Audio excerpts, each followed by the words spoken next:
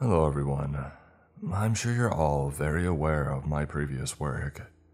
Well, okay, not my previous work exclusively. The work of my team and those like them, that is. Let me explain. Whenever we come across a cryptoid-infested area, be it spiritual, unruly animals, or just plain old unexplainable phenomena, my team comes in and jots down a handy list of rules for everyone to follow to avoid a certain demise. Now, why there's such a large number of folks who don't seem capable of following those rules is beyond me. So many missing campers. But that's why we're having this quality assurance session. Us. We're the folks who go in and figure out what the rules are, and man oh man, let me tell you, it ain't easy. So I'm jotting this down at the moment to describe to everyone later. Explain the happenings and hope that our latest set of rules will in fact be more helpful. Because 5 minutes on this subreddit has really shown you guys are terrible at following written instructions. Rules especially. Bunch of rebels. Which is weird. So clearly it's either an issue with the rules that we're jotting down or it's you folks. So help us out in finding the common denominator, will you? Okay, let's get going. So first, I'm going to introduce the team. We are the Occult Observation Catalogers, OOC for short. The team is composed of a number of our disposable interns. First off, we have Janzi.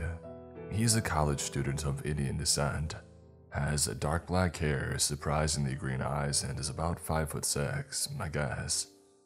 Roughly anyway, and he's here to get some field experience. Let's see how long that works out.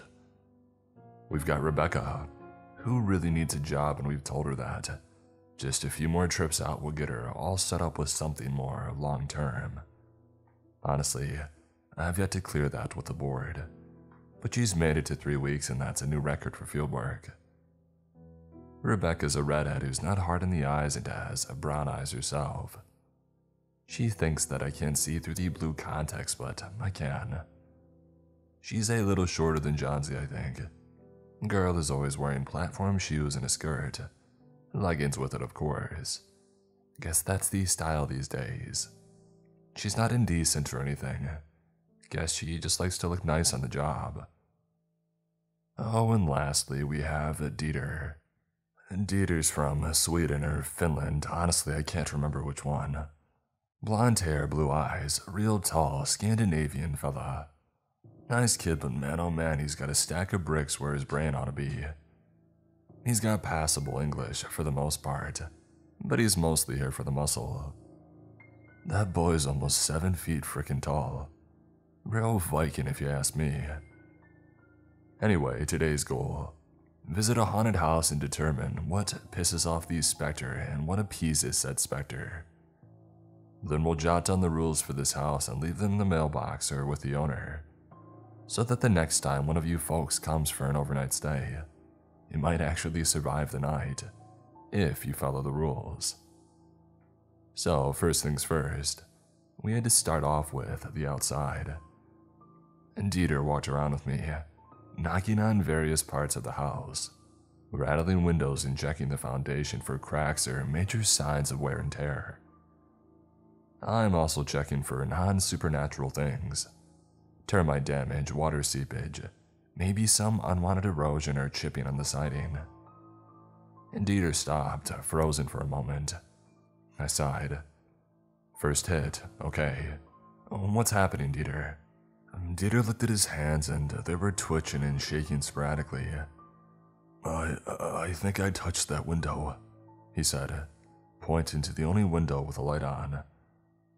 Well, I saw you touch the window there, bud. Mind giving it another knock? I figured that he was already screwed. I mean, how much worse could it get? Dieter went to the window and knocked again. I nearly dumped a load on my pants as the light shut off, and a horrific specter's face smashed against the glass. Dieter screamed and scrambled away from the window, as I watched the face of what appeared to be a drowned woman pressed harder and harder against the glass. Her nose broke, as did her skin, and black blood poured out of her wounds, covering the entire window in blackness before fading away. The lights flicked on again. Rule number 1, I said, writing this down on my notepad despite my shaking hands. Do not knock on the window if the light is on. I checked my watch. Well, it's 2 a.m., but let's just go with after midnight. That's usually when this gets all squirrely. I turned on my heel. You alive, Dieter? Dieter cleared his throat. Yes, I'm alive. Well, fantastic. Come on, we've got more things to check out. I turned to him. Oh, and no knocking on the windows with the lights on, okay? I've only got one set of underwear on me, and I nearly ruined it. I turned, heading off towards the backyard. Not going commando today. Dieter nodded, trembling, and started following me. I heard twigs snapping and then heard Dieter walking past me. Dieter, what are you doing, buddy? I asked. His eyes were wide as he started moving towards the tree line. I see lights. What kind of lights, buddy? I asked, having a good idea of where he was going. Yellow lights, look, don't you see them? Dieter asked. I didn't see any lights as he made his way to the tree line. After he passed me into the darkness of the woods, I heard him screaming. I sighed. Rule number 2, do not enter the woods at night, especially if you see the yellow lights. I paused. Best you just say lights. Pretty sure the color doesn't matter. Dieter rushed out of the tree line, scrapes and bruises all over his face and body as he ran towards me. It's after me, I sighed. Well, I can see that, Dieter. Dieter turned and screamed in horror as tendrils of shadow whipped out of the tree line and wrapped around his body. I flinched as I spotted the tendrils pierce his skin with thorns and spikes before dragging him back into the woods. I underlined rule number 2. Very important, I said as I headed inside the house. Hey Dieter, if you survive, I'll be inside. An inhuman roar echoed from the woods, and I decided it was best to leave whatever it was alone. Dieter was a big fella. I'm sure that he'd be fine. Surely better off than I would be. So to avoid becoming the woods' next victim, I hurried inside. I'm not going to claim that I have nerves of steel, but I sure as heck know when to run. Great advice from Kenny Rogers. If not, there's always more interns. Speaking of the other interns, I walked inside to find Yanzi clawing at his legs, which were sunk into the floor. Well, crap, what happened? I asked, doing my best to act concerned for his well-being. I poked the edge of the wooden floorboards with my pen, noting that his jeans in the floorboards didn't even have a seam, like something had welded him to the ground. I was walking around and I found a loose board. So I kicked it to see if there was anything there, and then the floor started to eat me. He sunk further into the floorboards, which I noticed were turning a deeper hue of red, and they appeared newer now. The fresh wood spread outwards from his body. Well, that's a shame, I sighed. Okay, so rule number 3. Do not damage or move any part of the house, even if it appears to be broken. Help me! Hansi cried out as he sank to his waist. Oh God! The flooring was looking brand new now, and I cringed, looking around to ensure that I wasn't going to be next. Well, I don't think there's much that I can do, I said, stepping away from the new floor, as it creeped outwards from his body at an alarmingly rapid rate. I stepped into the kitchen area, where it seemed the floor changed from hardwood to tile. I shuddered as his screams grew more panicked as the floor sucked him in more and more. My stomach was uneasy. As many times as I lost interns on these projects, it was usually a situation of rounding a corner to find one of them, just dead or finding them turned into a statue. You know, the normal stuff. Still, it's hard to get over, but that's what I'm used to. One girl didn't follow a rule and wound up locked inside her house while a velociraptor ran around outside, and it ate the neighbor's dog. And you want to know the crazy part? The dang thing was a chicken during the day, though we left pretty clear feeding instructions too. But I digress. this was much worse than I had seen before. "Help me, please," he shouted as he clawed fruitlessly at the floorboards, now at chest height. His nails broke on the hardwood, but the more damage he did, the faster he sank. Finally, when Hansi reached out and tried to pull himself out, his arms didn't come up. His arms were now being devoured by the living room floor, which was looking very nice and updated now. It seemed it was even making the walls look like they had a fresh coat of paint. "No!" Hansi screamed as his head was tilted back. "No!" I shivered as his screams grew garbled and the house shook. It appeared his face was melting across the floor, until finally I watched his green eyes turn brown and become nothing more than a pattern of knots on the new hardwood. Rebecca came running down the steps as quickly as her platform shoes allowed, her eyes wide in shock. Was Hansi just screaming? She walked onto the new flooring, nothing happening to her. I sighed in relief, looking to rule number 3. Let's see. Okay, got it. I started rewriting rule number 3. Do not try to move or fix anything broken, or you'll be used to fix what you break. I smiled. Looks nice and ominous, but not off-putting. Perfect. Is he gone? Rebecca asked. Sorry, Rebecca, that's the sitch, I sighed. Poor guy got eaten by the house and turned into some mahogany flooring. I knelt by the floor and gave it a knock. Wow, that's some high-quality stuff. Rebecca narrowed her eyes on me. Really? What? The kid makes good hardwood, apparently. I said, standing up.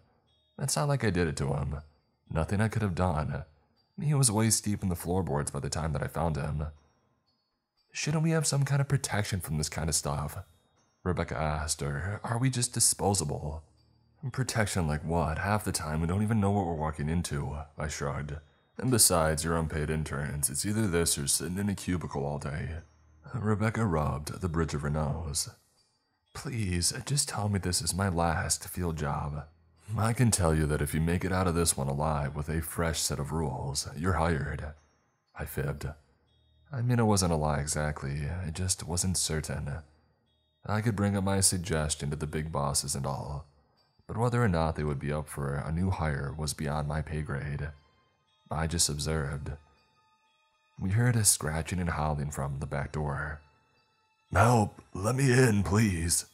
Dieter's voice called out. Rebecca sighed. What did you do to Dieter?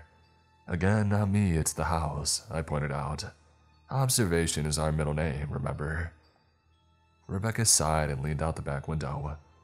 Hey, Dieter, you there? I moved to the other window to see that. Yes, Dieter was there. His shirt was ripped, as was one pant leg, and Dieter was also missing a shoe. He was covered in blood, both red and black. Leaves and dirt were all over him. Leading from the forest, however, I could see that he had some kind of tendril attached between his shoulder blades. Yes, Rebecca, it's Dieter. Please let me in, yes, Dieter asked. I looked at Rebecca and shook my head. Rebecca sighed. Oh, sorry, Dieter. She went back in and closed the window.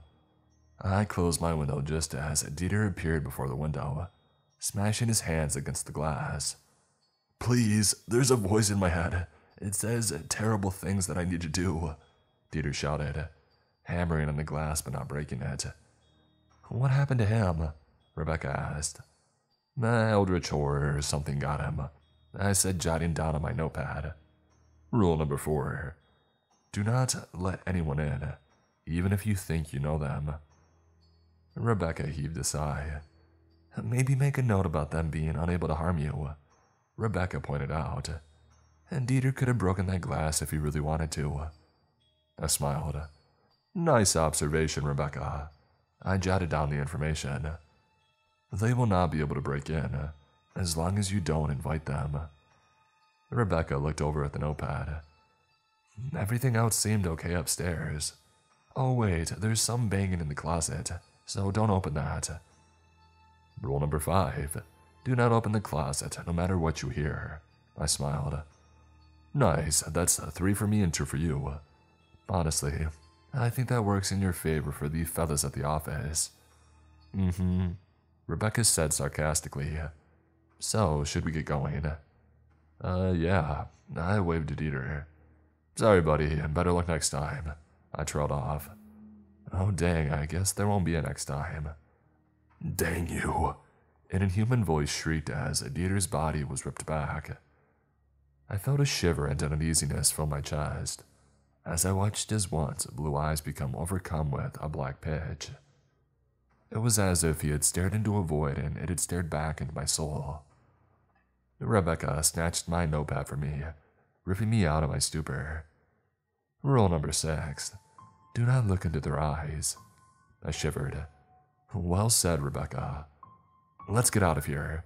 I'm excited to end my final bit of field work, Rebecca announced as we headed out of the building. So, if you ever find yourself on 318 Dogwood Avenue in Eclat, Ohio, remember the following rules. 1. Do not knock on the window if the light is on after 12 a.m. 2. Very important. Do not enter the woods at night, especially if you see lights. 3. Do not damage anything or try to move or fix anything broken. You'll be used to fix what is broken. 4. Do not invite anyone in, even if you think that you know them.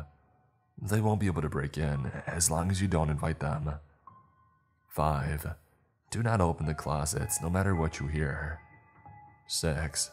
Do not look into their eyes. So, using you folk as our QA team, how'd we do?